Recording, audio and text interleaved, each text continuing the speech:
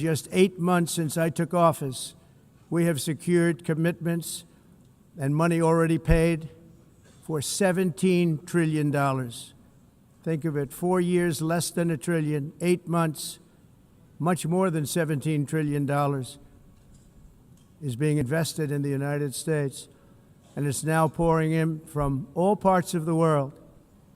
We've implemented the largest tax cuts in American history and the largest regulation cuts in American history, making this once and again the best country on earth to do business.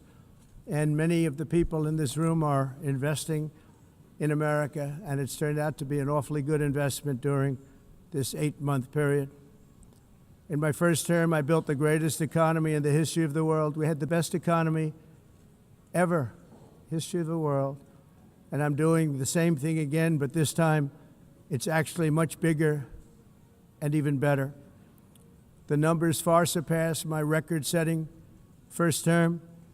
On our southern border, we have successfully repelled a colossal invasion, and for the last 4 months, and that's 4 months in a row, the number of illegal aliens admitted and entering our country has been 0.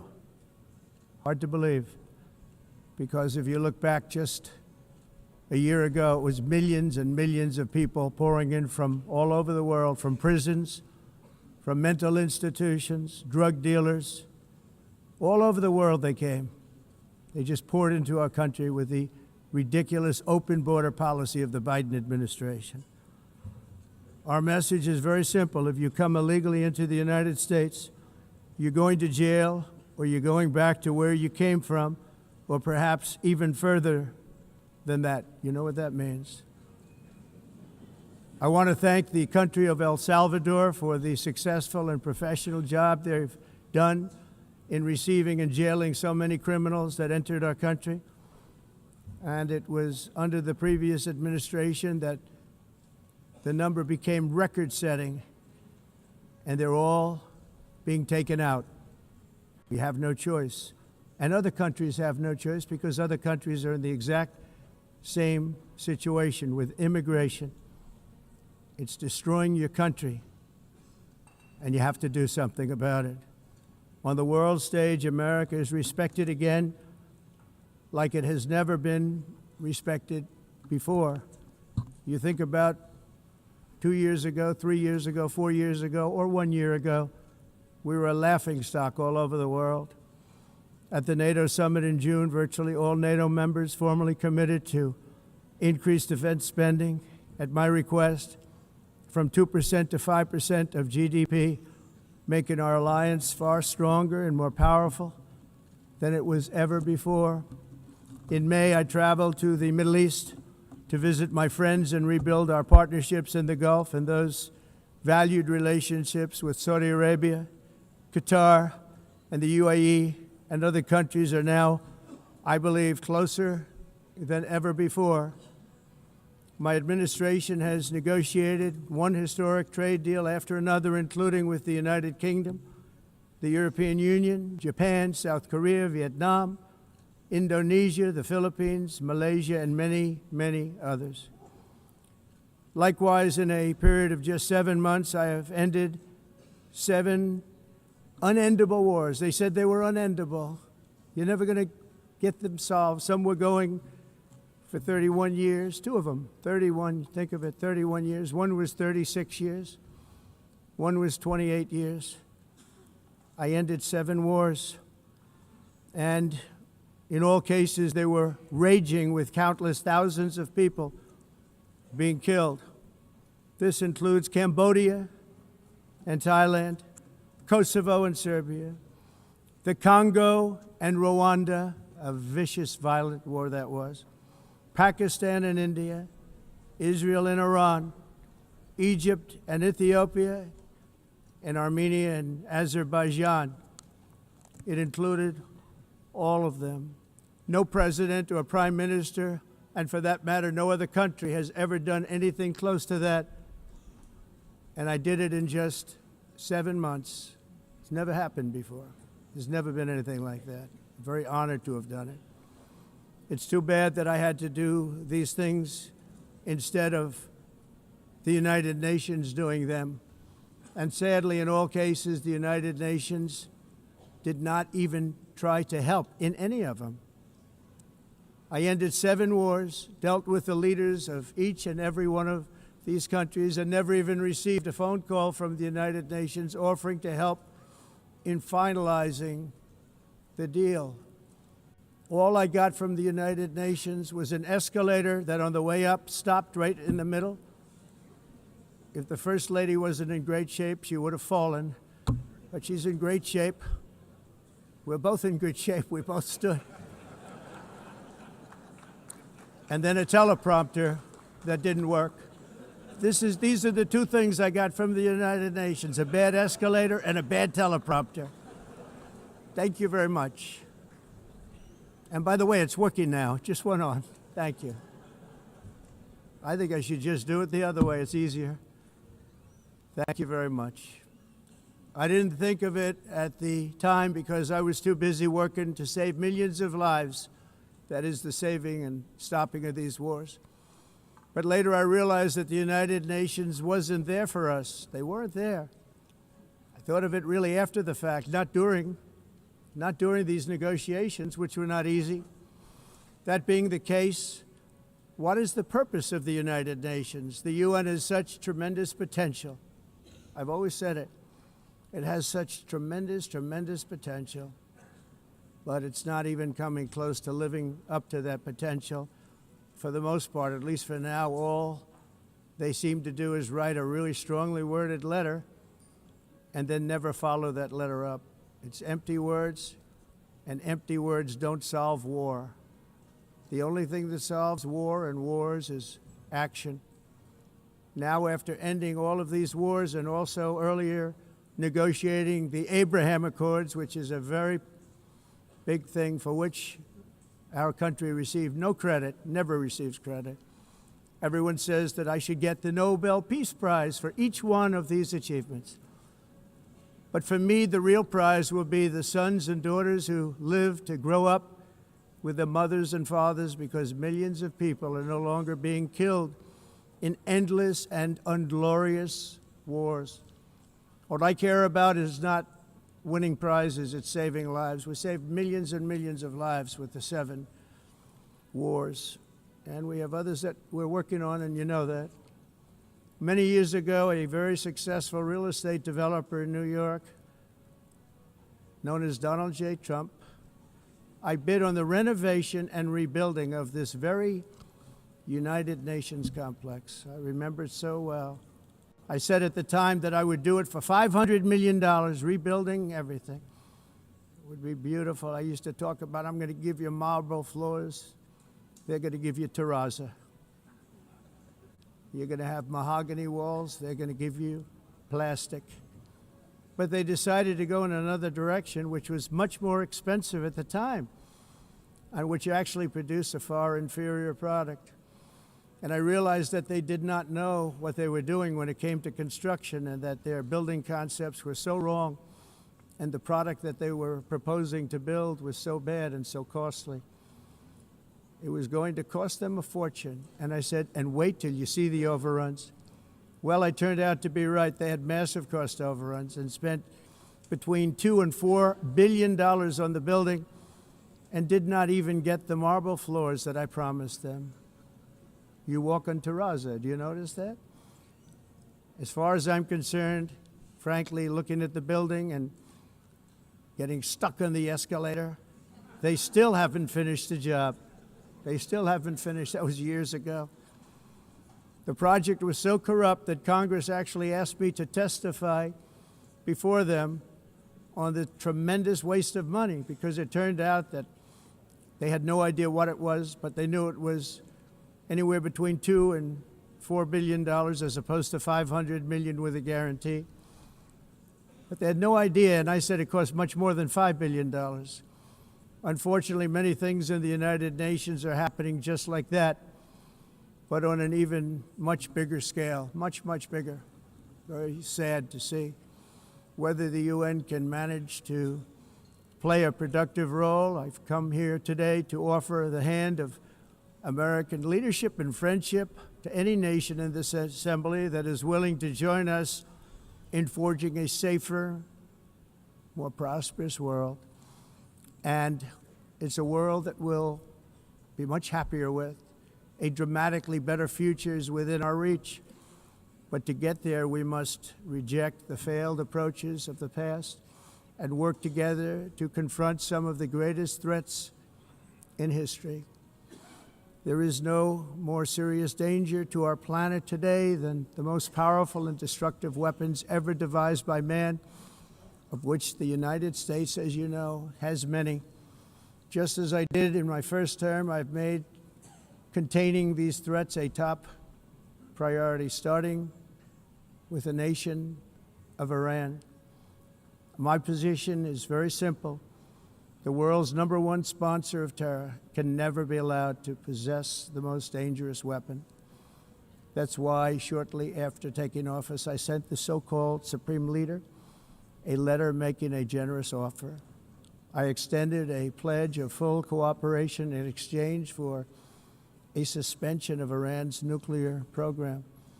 The regime's answer was to continue their constant threats to their neighbors and U.S. interests throughout the region, and some great countries that are right nearby. Today, many of Iran's former military commanders, in fact, I can say almost all of them, are no longer with us. They're dead. And 3 months ago, in Operation Midnight Hammer, 7 American B-2 bombers dropped the 14 30,000-pound each bombs on Iran's key nuclear facilities, totally obliterating everything. No other country on earth could have done what we did. No other country has the equipment to do what we did. We have the greatest weapons on earth. We hate to use them. But we did something that for 22 years people wanted to do. With Iran's nuclear enrichment capacity demolished, I immediately brokered an end to the 12-day war, as it's called, between Israel and Iran, with both sides agreeing to fight no longer. As everyone knows, I have also been deeply engaged in seeking a ceasefire in Gaza. Have to get that done. Have to get it done. Unfortunately, Hamas has repeatedly rejected reasonable offers to make peace. We can't forget October 7th, can we?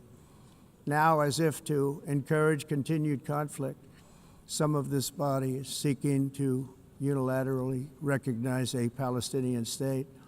The rewards would be too great for Hamas terrorists for their atrocities. This would be a reward for these horrible atrocities, including October 7th, even while they refuse to release the hostages or accept a ceasefire.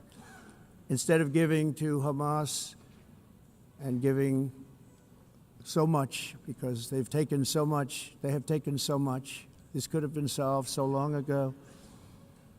But instead of giving in to Hamas's ransom demands, those who want peace should be united with one message: release the hostages now. Just release the hostages now. Thank you.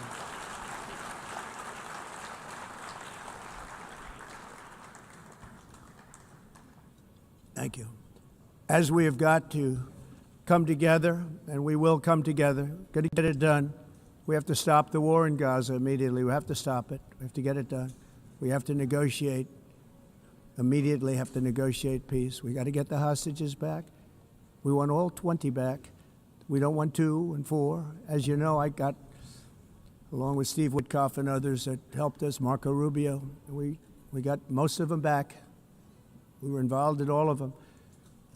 But I always said the last 20 are going to be the hardest, and that's exactly what happened. We have to get them back now. We don't want to get back 2, and then another 2, and then 1, and then 3. Have this process. No, we want them all back, and we want the actually 38 dead bodies back too. Those parents came to me, and they want them back, and they want them back very quickly and very badly. As though they were alive, they want them. They want them every bit as much as if their son or daughter were alive.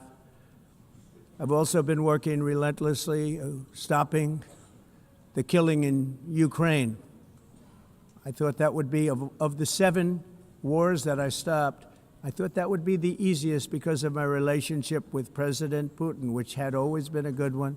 I thought that was going to be the easiest one. But, you know, in war, you never know what's going to happen. There are always lots of surprises, both good and bad. Everyone thought Russia would win this war in 3 days, but it didn't work out that way. It was supposed to be just a quick little skirmish. It's not making Russia look good. It's making them look bad. No matter what happens from here on out, this was something that should have taken a matter of days, certainly less than a week. And they've been fighting for 3.5 years and killing anywhere from 5,000 to 7,000 young soldiers, mostly soldiers, on both sides, every single week, from 5,000 to 7,000 dead young people, and some in cities, much smaller numbers, where rockets are shot, where drones are dropped. This war would never have started if I were president. This was a war that should have never happened. It shows you what leadership is, what bad leadership can do to a country. Look what happened to the United States, and look where we are right now in just a short period of time. The only question now is how many more lives will be needlessly lost on both sides. China and India are the primary funders of the ongoing war by continuing to purchase Russian oil. But inexcusably, even NATO countries have not cut off much Russian energy and Russian energy products, which, as you know, I found out about 2 weeks ago, and I wasn't happy. Think of it. They're funding the war against themselves. Who the hell ever heard of that one? In the event that Russia is not ready to make a deal to end the war, then the United States is fully prepared to impose a very strong round of powerful tariffs, which would stop the bloodshed, I believe, very quickly. But for those tariffs to be effective, European nations, all of you are gathered here right now, would have to join us in adopting the exact same measures. I mean, you're much closer to this. We have an ocean in between. You're right there. And Europe has to step it up. They can't be doing what they're doing. They're buying oil and gas from Russia while they're fighting Russia. It's embarrassing to them, and it was very embarrassing to them when I found out about it, I can tell you that. But they have to immediately cease all energy purchases from Russia. Otherwise, we're all wasting a lot of time. So I'm ready to discuss this. We're going to discuss it today with the European nations, all gathered here.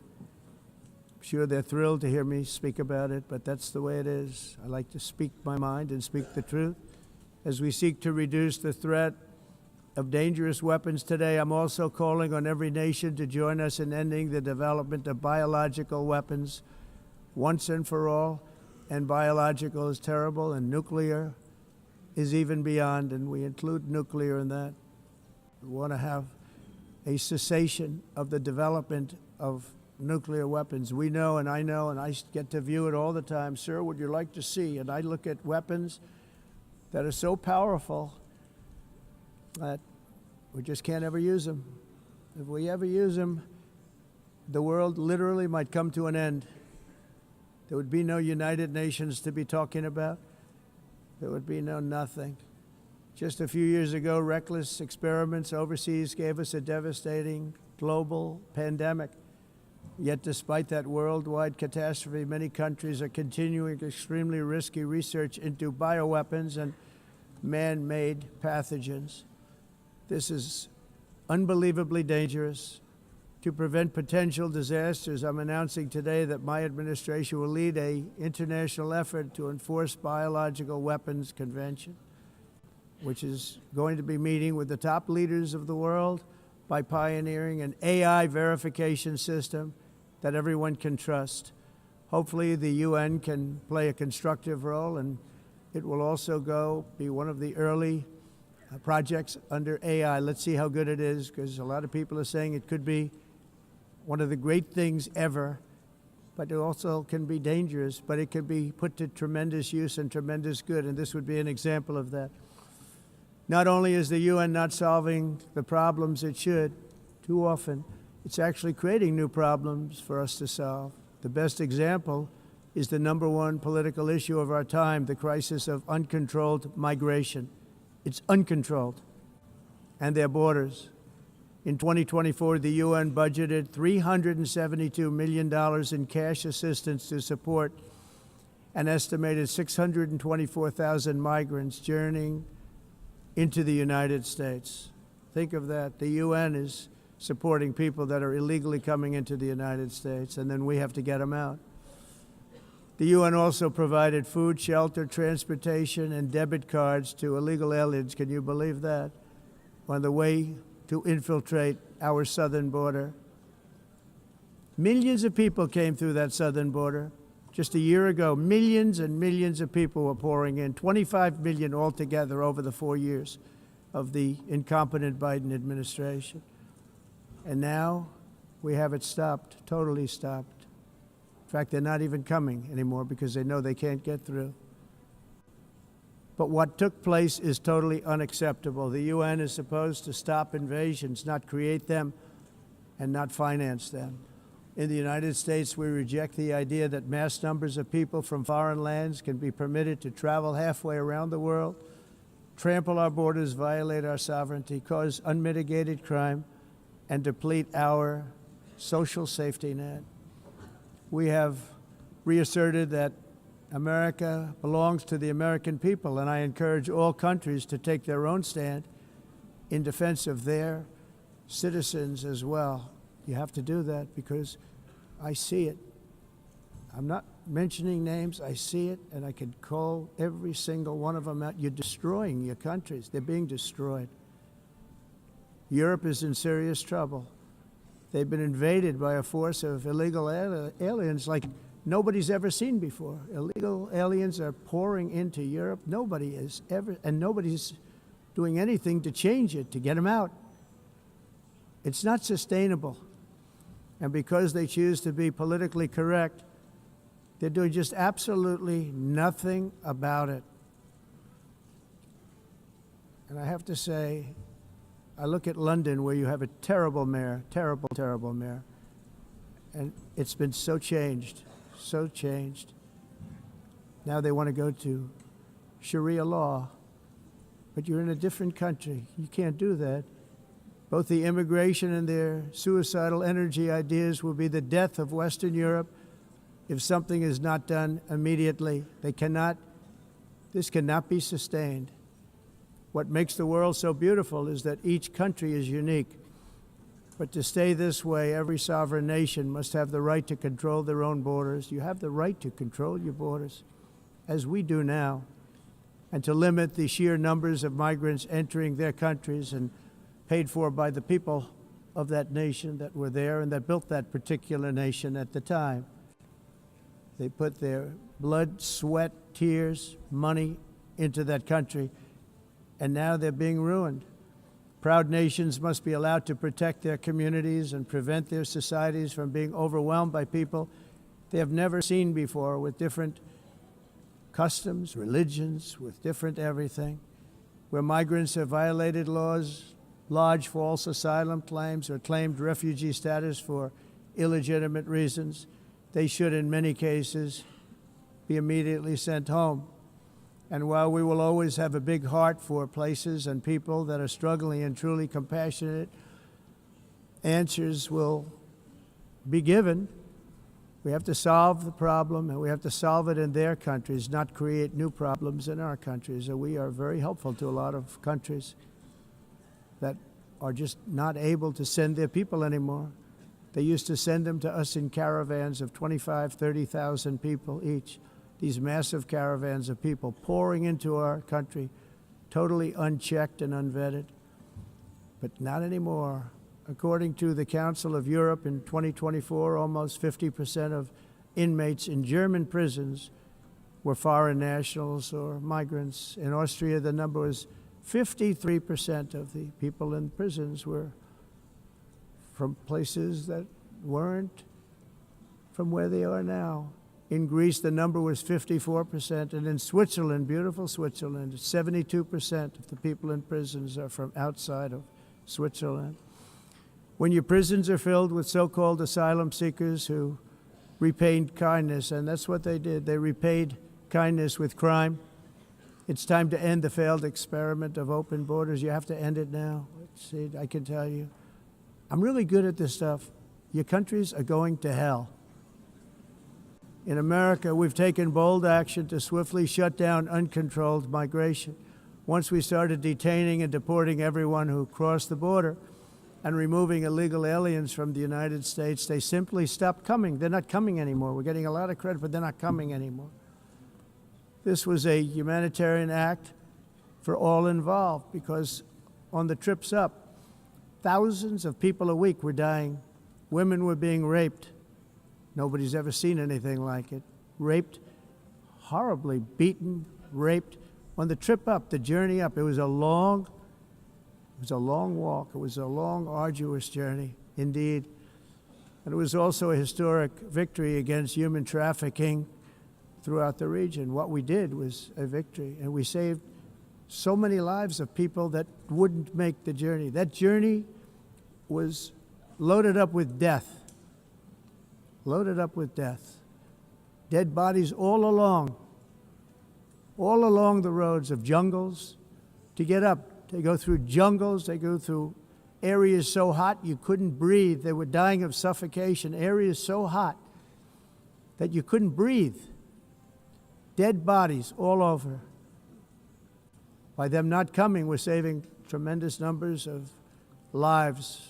My people have done a fantastic job in doing what they did, and the American public agrees with it. I mean, I was very proud to see this morning I have the highest poll numbers I've ever had. Part of it is because of what we've done on the border. I guess the other part is what we've done on the economy. Joe Biden's policies empowered murderous gangs, human smugglers, child traffickers, drug cartels, and prisoners from all over the world. The previous administration also lost nearly 300,000 children. Think of that. They lost more than 300,000 children, little children, who were trafficked into the United States on the Biden watch, many of whom have been raped, exploited, and abused, and sold. Sold. Nobody talks about that. The fake news doesn't write about it.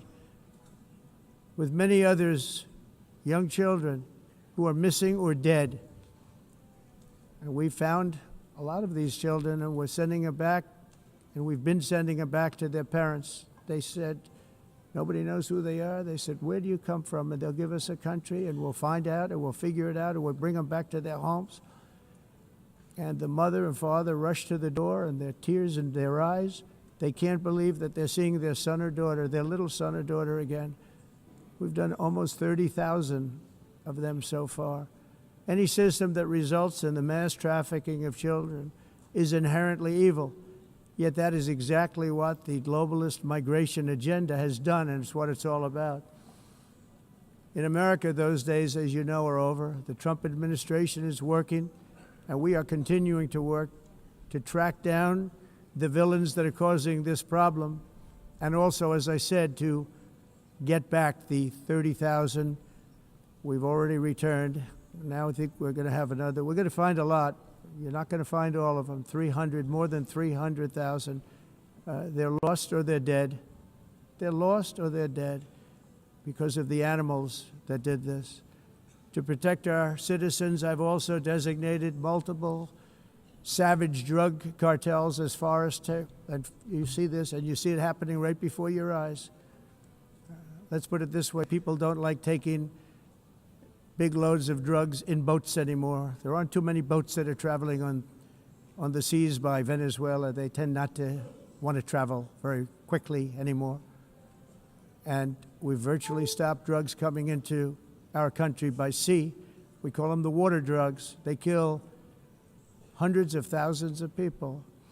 I've also designated multiple savage drug cartels as far as foreign terrorist organizations, along with two bloodthirsty transnational gangs, probably the worst gangs anywhere in the world, MS-13 and Tren de Aragua.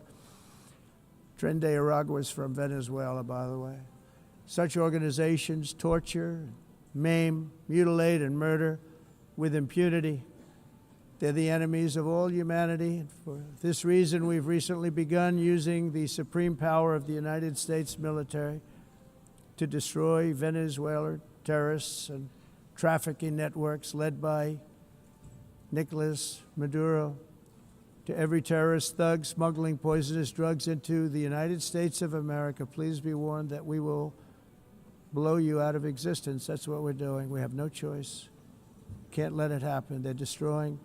I believe we lost 300,000 people last year to drugs, 300,000. Fentanyl and other drugs. Each boat that we sink carries drugs that would kill more than 25,000 Americans. We will not let that happen. Energy is another area where the United States is now thriving like never before. We're getting rid of the falsely named renewables. By the way, they're a joke. They don't work. They're too expensive. They're not strong enough to fire up the plants that you need to make your country great. The wind doesn't blow. Those big windmills are so pathetic and so bad, so expensive to operate. Then they have to be rebuilt all the time, and they start to rust and rot. Most expensive energy ever conceived, and it's actually energy. You're supposed to make money with energy, not lose money. You lose money, the governments have to subsidize. You can't put them out without massive subsidies. And most of them are built in China, and I give China a lot of credit. They build them, but they have very few wind farms. So why is it that they build them and they send them all over the world, but they barely use them? You know what they use? Coal. They use gas. They use almost anything, but they don't like wind. But they sure as hell like selling the windmills. Europe, on the other hand, has a long way to go, with many countries being on the brink of destruction because of the green energy agenda. And I give a lot of credit to Germany. Germany was being led down a very sick path, both on immigration, by the way, and on energy. They were going green, and they were going bankrupt. And the new leadership came in, and they went back to where they were, with fossil fuel and with nuclear, which is good. It's now safe, and you can do it properly. But they went back to where they were, and they opened up a lot of different plants, energy-producing plants, and they're doing well. I give Germany a lot of credit for that. They've said this is a disaster, what's happening. They were going all green. All green is all bankrupt. That's what it represents. And it's not politically correct. I'll be very badly criticized for saying it, but I'm here to tell the truth. I don't care. It doesn't matter to me. I'm in New York City. I'm feeling a lot safer. Crime, we're getting crime down. And by the way, speaking of crime, Washington, D.C. Washington, D.C. was the crime capital of America. Now it's after 12 days, it's a totally safe city. Everyone's going out to dinner. They're going out to restaurants. Your wife can walk down the middle of the street with or without you. Nothing's going to happen. My people have done a fantastic job. And yes, I called in the National Guard, and the National Guard took care of business, and they weren't politically correct, but they took care of business. We got 1,700 career criminals out, brought them back to where they came from, the countries where they came from, or put them in jails. Washington, D.C. is now a totally safe city again, and I welcome you to come. In fact, we'll have dinner together at a local restaurant, and we'll be able to walk. We don't have to go by an armor-plated vehicle. We'll walk right over there from the White House. They've given up their powerful edge, a lot of the countries that we're talking about, in oil and gas, such as essentially closing the great North Sea oil. Oh, the North Sea, I know it so well. Aberdeen was the oil capital of Europe, and there's tremendous oil that hasn't been found in the North Sea. Tremendous oil. And I was with the Prime Minister I respect and like a lot, and I said, you're sitting with the greatest asset. They essentially closed it by making it so highly taxed that no developer, no oil company can go there. They have tremendous oil left, and more importantly, they have tremendous oil that hasn't even been found yet. And what a tremendous asset for the United Kingdom. And I hope the Prime Minister is listening, because I told it to him 3 days in a row. That's all he heard. North Sea oil, North Sea, because I want to see them do well. I want to stop seeing them ruining that beautiful Scottish and English countryside with windmills and massive solar panels that go 7 miles by 7 miles, taking away farmland. But we're not letting this happen in America. In 1982, the executive director of the United Nations Environmental Program predicted that by the year 2000, climate change would cause a global catastrophe. He said that it will be irreversible, as any nuclear holocaust would be. This is what they said at the United Nations. What happened? Here we are. Another UN official stated in 1989 that within a decade, entire nations could be wiped off the map by global warming. Not happening.